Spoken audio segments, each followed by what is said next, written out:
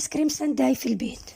خلينا نجربوه ونشوفوا اسكو نعملوه كيما تاع الوصفه الحقيقيه لماكدونالدز ولا لا. هيا نبداو الفيديو تاعنا ونجربوه.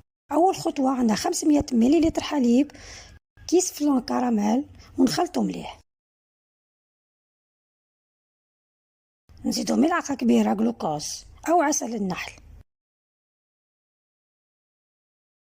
نحطو الخليط على نار متوسطه حتى يبدا في الغليان. يبدا يغلي نوطي النار ونخليه 4 دقائق.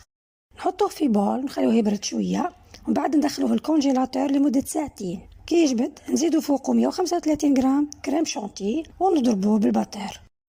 نبقاو نضربو فيه 10 دقائق، وهذا هو القوام اللي لازم نتحصلوا عليه.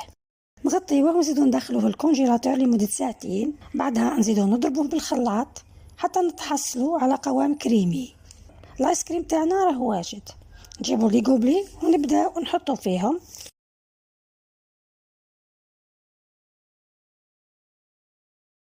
ونزيدو فوقو لاصوص اللي نحبو، صوص فريز شوكولا اللي عندك في الدار. لكن الايس كريم تاعنا راه واجد للاكل، نجربو ندوقوه. الحقيقه هو والايس كريم ماكدونالدز راهم كيف نفس القوام ونفس الطعم، وممكن تاعنا احسن. نجربوه اكيد راح يعجبكم. سلام.